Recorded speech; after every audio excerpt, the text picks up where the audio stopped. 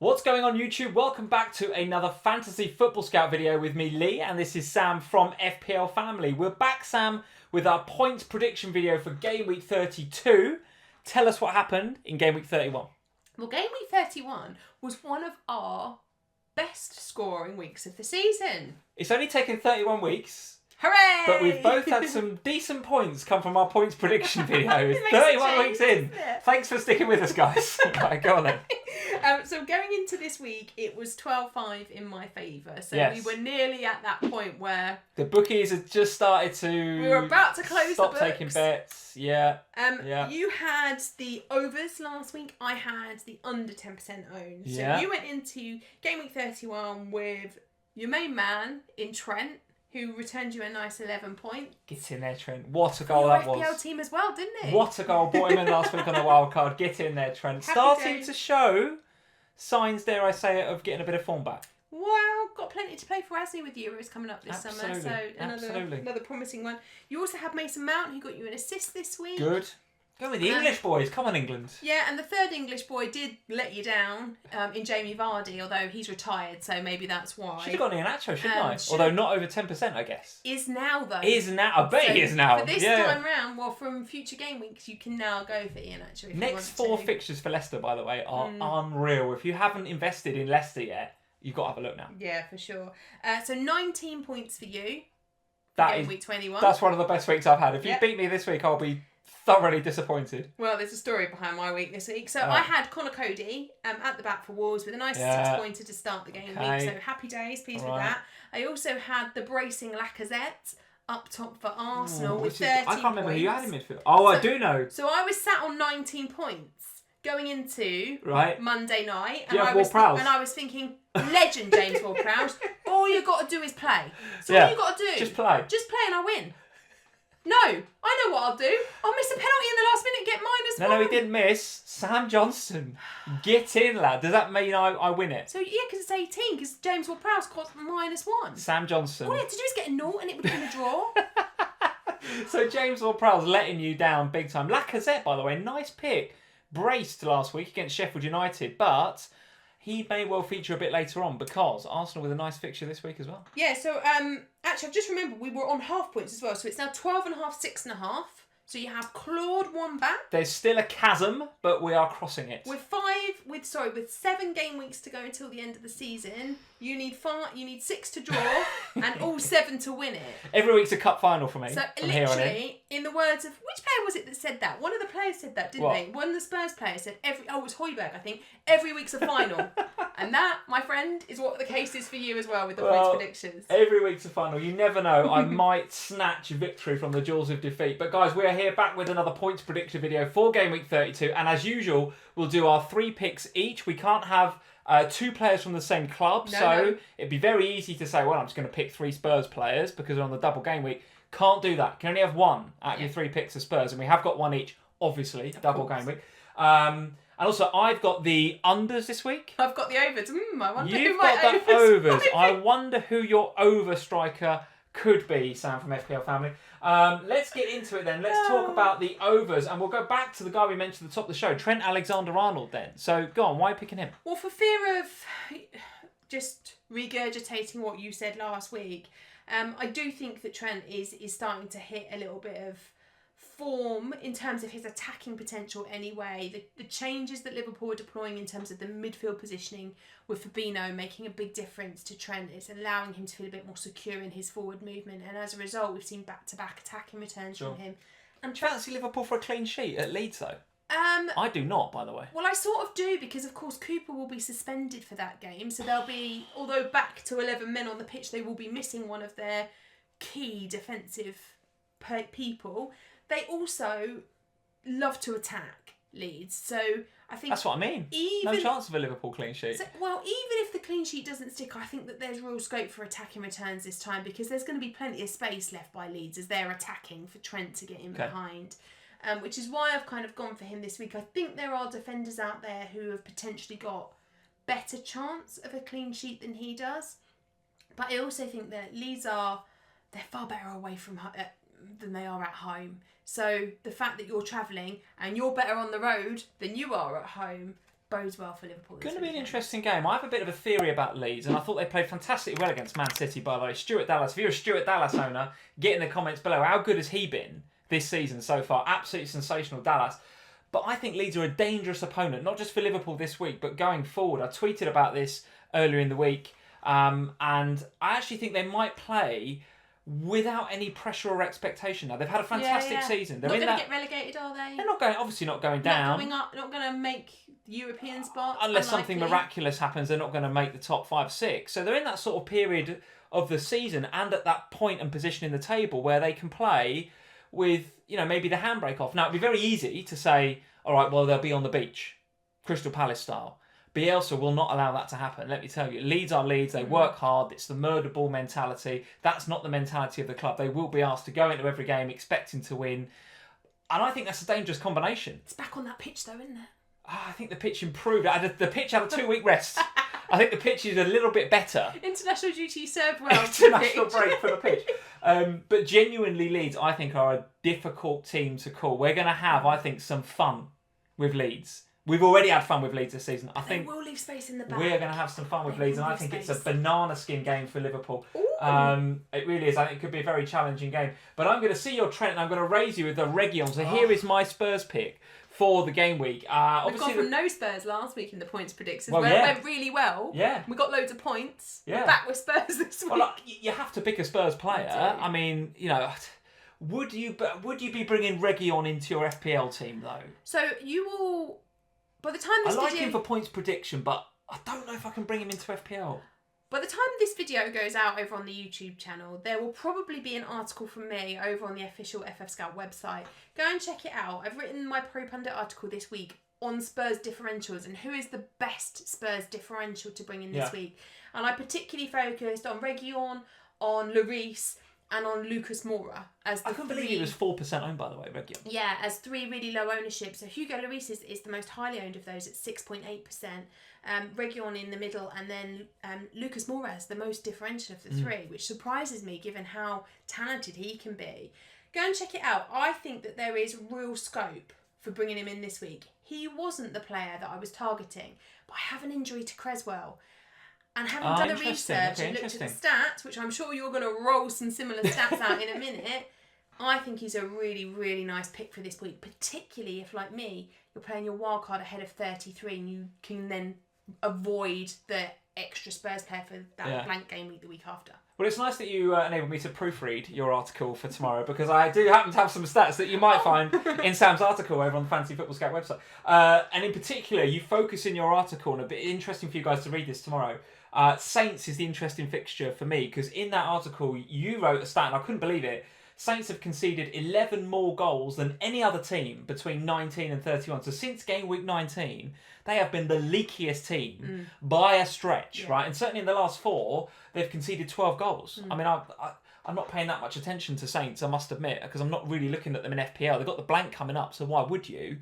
So I haven't been keeping much of an eye on those Saints results, but that is leakage, isn't it? Proper leaky. So therefore, not only do I fancy a Kane or a Son for captaincy, but I do fancy Region for some attacking returns as well. And you also stated that Saints and Everton, 7th and 4th respectively, worst in the league for attempts on goal across the season. So these are 2 teams that are not raining efforts in on the goal either. So therefore, if you went for a Region at 4% ownership, particularly if you've got a kind of Creswell size hole in your team right now, look no further. 4.0. Yeah. Good chance of a clean sheet if Spurs can get their act together defensively, which is a big if right now, I must add. But attacking returns as well. Like him. Great differential. Yeah, and when you think back to the way that Southampton played against Spurs in the early part of the season, game week 2. Good Lord, yes. And the way that they pressed the high line. They're not going to make that mistake again. Well, they made that mistake against multiple teams since. True. So let's see what they do. If they do that, Region. Okay, nice differential at 4.0% ownership. 5.5 is going to cost you a few quid, but money doesn't seem to be too much of a factor for a lot of FPL managers at the moment this season. Let's move into midfield. 25.7% owned. I swear he was 10% a couple of weeks ago, but Jesse Lingard, ownership absolutely through the roof right now. We've sat here on a couple of videos, not necessarily points prediction videos, but other scout videos on our videos as well, and I've said, not sure about Jesse Lingard because his you know, he's belying his underlying stats. You know, Which he still is. His underlying stats don't suggest that he should be getting. You know, there's probably a regression coming. I bought him in on the wild card last week, and I do not regret it. What a player! Absolutely on fire. In Gareth Southgate's ear, you'd expect to go to the Euros. You've got to have him right now, haven't you? 6.5 million. Jesse Lingard's previous best goal return in a season was 8. In 33 appearances for Manchester United back in the 2017-2018 season. Jesse Lingard has made 9 appearances for West Ham so far this season, and he has 8 goals. So he has already equalled his best ever season, and it's taken 9 games as opposed to 33 that it took him last time. Did you like him in that slightly changed, slightly adaptive? So no Antonio, obviously, and we're not kind of sure when he comes back, but... Yeah. Personally wouldn't trust that hamstring at the moment with Antonio. Even if he comes back, I don't feel like they'll rush him back, and could his season be over? Don't know. Anyway, Lingard and Bowen up there without Antonio as a focal point, I thought would be an issue for West Ham, but I tell you what, the two of them fed off each other pretty well, didn't they? Yeah, there was a fantastic stat over on the FF_community Twitter account about Bowen and how much of a decent differential he is. So if you don't follow us account? over there, no, this is the second FF Scout account. Oh, so cool. Okay. If you haven't checked that one out, head over. It's FFS_community, and they pull out some really good stats on differentials over there. So have a look at the one on Bowen. I think follow Holly as well, by the way. Yeah, Holly's a pundit. Follow Holly as well. Yeah. I think that the stats for Bowen really support having Lingard, to be honest. Sure, they worked really well together. Yeah, good combination.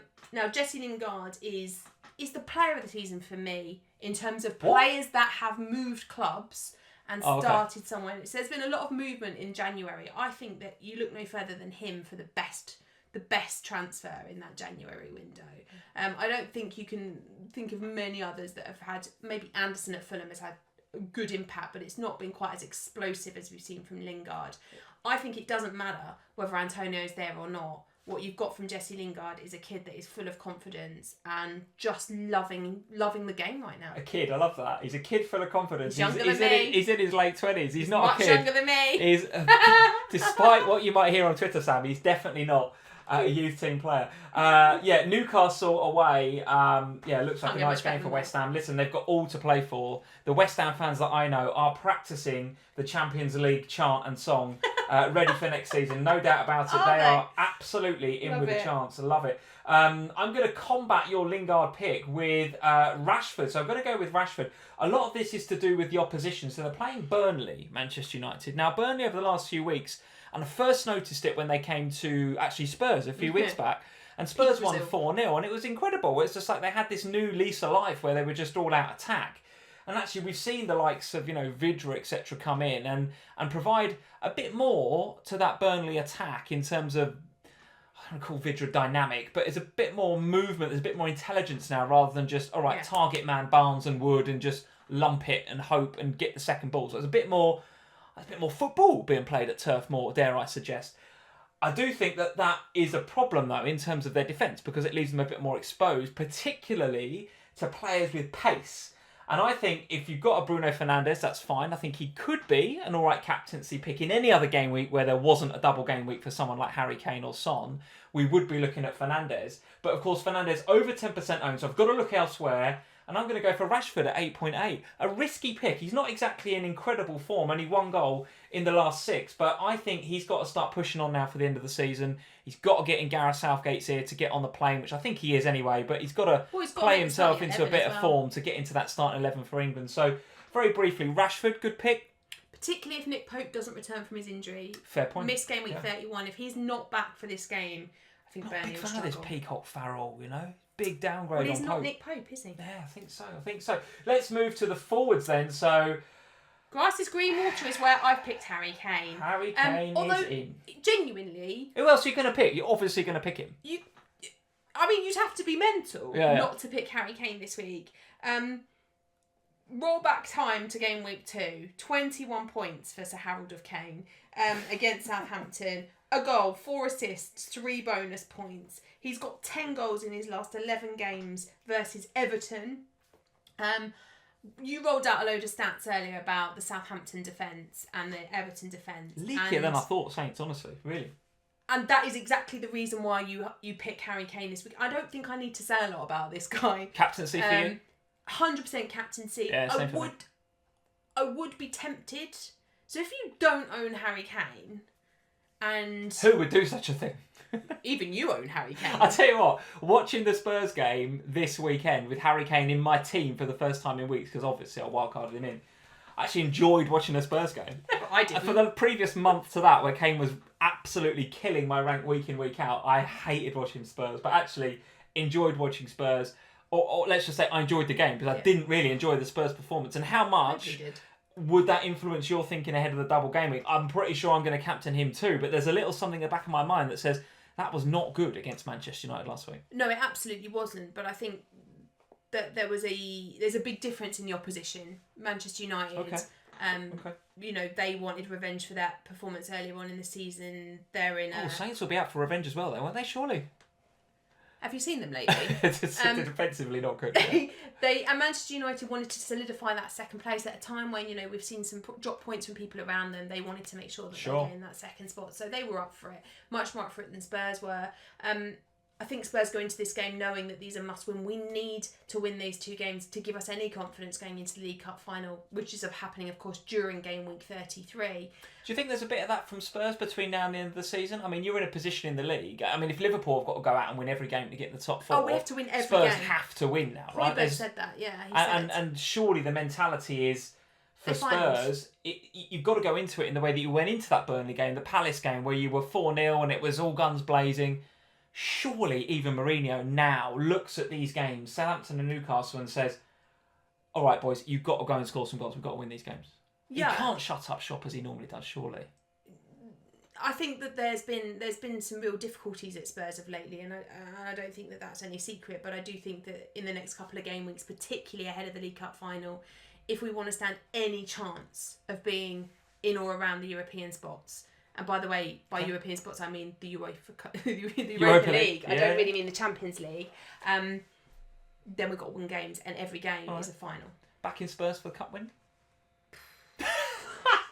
That's a no if ever I heard it, guys. Get in the comments below. Spurs or City for the Carabao Cup. What are we saying? I'd love to hear your thoughts. Stop it. City all day long for me. I'll give you a Spurs share for that day. Lacazette is my pick. 7.7% owned for Lacazette. So he came in for you last week. I'm going to pick him again as the under 10% pick. Fulham at home. I think even if you'd rolled back a few weeks ago, Fulham had shown a little bit of sign of improvement.